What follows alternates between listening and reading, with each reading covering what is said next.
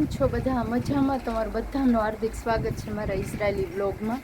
એક ભાઈ છે ને એની એવી કોમેન્ટ હતી કે ઇઝરાયલ પહેલી ફેર આવતા હોય તો શું શું લઈ આવું. તો હે ને હું પણ જ્યારે મારું લગેજ પેકિંગ કરતી ને ત્યારે હું એમાં કન્ફ્યુઝ હતી. એટલે સારી એવી કોમેન્ટ છે એ ભાઈની, તો હું એના વિશે તમને જણાવીશ મારા આ વ્લોગમાં શું શું જોઈએ આપણે પહેલી ફેર આવીએ એટલે અહીંયા ઇઝરાયલમાં.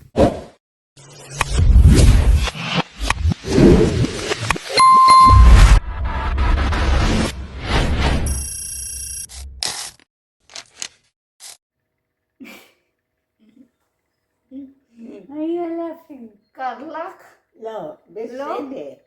הנה את רואה. אני קרלי. חם לי. אני קרલી. כן, אז תשימי. એક જણાએ છે ને કોમેન્ટ કરી હતી ને કે લગેજ શું લઈ આવવાનું. તો લગેજ શું લઈ આવવાનું તમારા લોકોને? લગેજમાં છે ને તમારે ઘઉંનો લોટ લઈ આવવાનો, થોડો ઘણો બાજરાનો લોટ લઈ આવવાનો, પછી તીખી ચટણી આવે ને એ લઈ આવવાની, ધાણાનો ભૂકો લઈ આવવાનો, થોડુંક જીરું ને રાઈ ને એ બધું થોડું થોડું તમારે લેતું આવવાનું. કેમ કે જો અહીંયા છે ને ઇઝરાયલમાં જેવા એરપોર્ટમાં આવીએ ને એવા જ કંપનીવાળા આવે તો લઈ જાય. તો આપણે પછી શુક્રવારે તમને લોકોને રજા મળે તો શુક્રવારે તમે લેવા જાઓ. ક્યાં શોપ હોય, તમે ક્યાં કામ કરો છો. આમ શોપ તો ઘણી બધી છે ઇન્ડિયન, આપણા ઇઝરાયલમાં ઘણી બધી તમને મળી જશે ઇન્ડિયન લોકોની શોપ. પણ તમે કી એરિયામાં કામ કરો છો, કેટલું દૂર થાય છે ત્યાંથી, એ બધું જોવું પડે ને. તો તમારી પાસે હોય કે રાશન તો તમે જઈને બનાવી શકો. બાકી તેલ મીઠું ને એવું ન લઈ આવતા, ખાંડ ને એ તો બધું, હળદર ને લાલ આપણે કશ્મીરી ચટણી ને આ લોકો કલરવાળી ખાતા જ હોય, એટલે આ લોકોના શોપમાંથી તમને મળી જશે કઠોળ ને બકાલું ને બધું. પણ આ બધી વસ્તુ લઈ આવવાની. ચાની ભૂકી, પછી લોટ બાજરાનો ઘઉંનો થોડું થોડું નાખતું આવવાનું. તમારી ફ્લાઇટ કઈ હોય એ જોવી પડે પહેલાં તો. ઇથોપિયાવાળી હશે ને તો લગેજ વધારે આવશે ને દુબઈવાળી હશે ને તો ઓછું આવશે. તો આ બધું તમારે લઈ આવવાનું. અને વાસણમાં હું શું લઈ આવી હતી હું મારું કહું છું. હું છે ને વેલણ લઈ આવી હતી, પાટલું લઈ આવી હતી, પછી ખાંડડી, દસ્તો. મારી ફ્રેન્ડે કીધું કે અમુક જગ્યામાં છે ને મિક્સર હોય, અમુક જગ્યાએ મિક્સર ન હોય. તો હું દસ્તો, ખાંડડી, પછી પાટલું, વેલણું અને નાની એવી તવી લઈ આવી હતી, લોઢી રોટલી બનાવવાની. પછી કુકર લઈ આવી હતી 1 લીટરનું. અને ઝારો ભૂલી ગઈ હતી ચાનો, તો મેં ઝારો અહીંથી લીધો સ્ટીલનો. તો એ ઝારો છે ને હું તમને બતાવું જો કેવો છે ને એ. એમાં અનીબા રેગા. מה? અનીબા રેગા. A few moments later. જો હું છે ને આ ઝારો લઈ આવી હતી. આ મેં છે ને અહીંથી પેથેટિકવાથી લીધો હતો.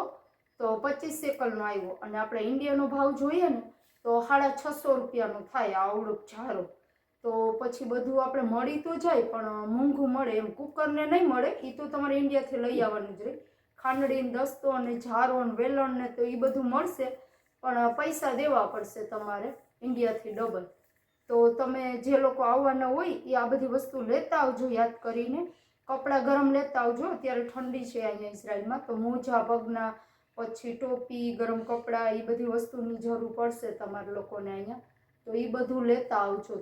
મેં તો મારી બેનપણીને છે ને પૂછ્યું હતું ને અહીંયા મને બધું કીધું હતું મારા રિલેટિવે કે આ બધી વસ્તુની જરૂર પડશે અહીંયા, એટલે એ બધું મેં લઈ દીધું જ. અને મેગી મસાલા હું 40 પેકેટ લઈને આવી હતી અહીંયા આવી ને ત્યારે. કેમ કે આપણે અહીંયા આ લોકોની મેગી છે ને એમાં મસાલા આપણે ઇન્ડિયામાં ખાઈએ ને એવા ન મળે, એટલે આ લોકોના મસાલા અલગ આવે મેગીમાં. તો આપણા મસાલા હોય ને તો એમાં નાખીને ખાવા થાય મેગી બનાવીને ક્યારેક આપણે. તો મેગી મસાલા પણ તમારે લેવા હોય તો લેતા આવજો. હું તો લીજત પાપડ ને એવું બધું લઈ આવી હતી ઇન્ડિયાથી, અથાણાઈ લઈ આવી હતી. તો ક્યારેક રોટલી બનાવીને આપણે ખાવા થાય, શાક ને ન હોય તો. મારી ઈમાને જો તો ઠંડી લાગે, માથું દુખે, માથું પકડીને બેસી ગયા. મારે ઈમાથી થોડીક દૂર જાઉં તો ઈમાન ગમે નહીં, એટલે ઈમાન પાસે બેસીને મારે બોલવું પડ્યું, વિડીયો બનાવવો પડ્યો. ઈમા કોલ બિસેદર כן.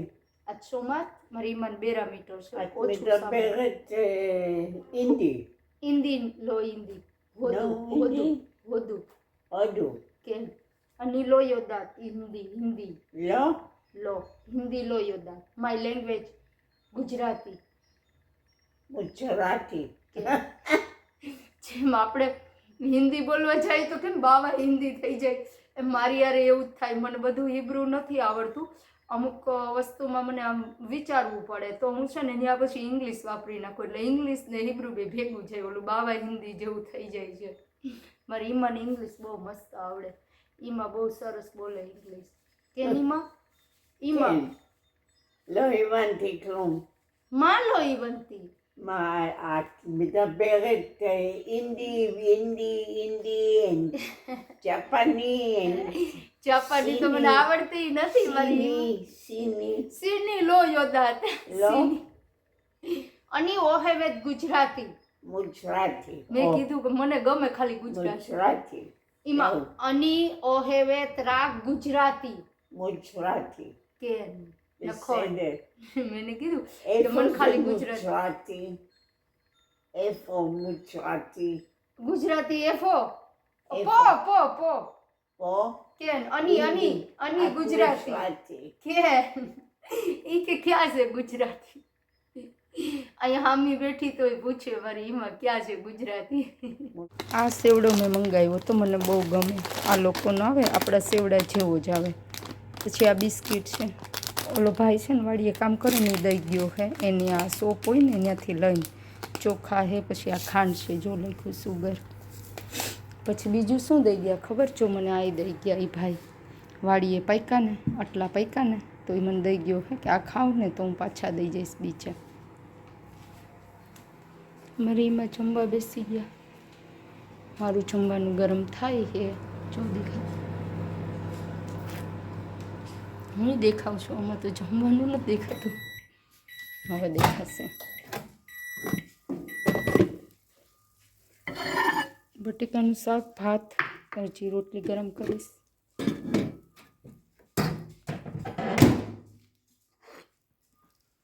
મારી પાસે છે ને ગરવો નથી રોટલી રાખવાનો, એટલે હું આમાં રોટલી રાખું છું. એડજસ્ટ તો કરવું પડે ને. રોટલી, બટેકાનું શાક, છાશ બનાવીશ. મારી ઈમાન જમવાનું જો બનાવ્યું મેં અત્યારે જમવાનું ને મારી ઈમાનું. તમે લોકો કહો ને તમે તમારું જ બનાવો છો, તમારું જ બતાવો છો, તો જો આ મારું જમવાનું. બટેકાનું શાક, ભાત, રોટલી, છાશ, અમારી ઈમાનું જમવાનું. અમારા ઈમા 5:30 વાગ્યા ને તો આવી રીતના દી આથમી ગયો, અને મને ખબર નથી રહી. દીવા અગરબત્તી કરવા તો ફૂલ લઈ લઉં, અત્યારે લેવા આવી અહીંયા, પણ અહીંયા હે ને અંધારું થઈ ગયું ને એના હિસાબે છે ને જીવજંતુની બહુ બીક લાગે, તો હું થોડા ઘણા ફૂલ તોડી લઈ.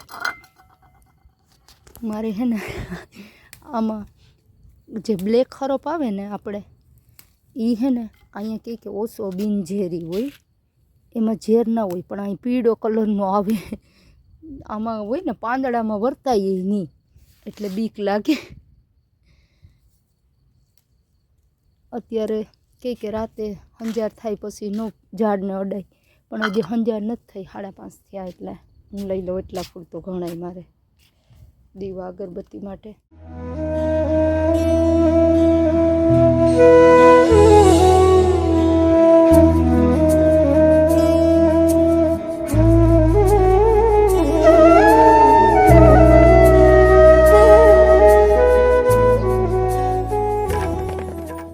આજના વ્લોગમાં આટલું જ. Bye bye.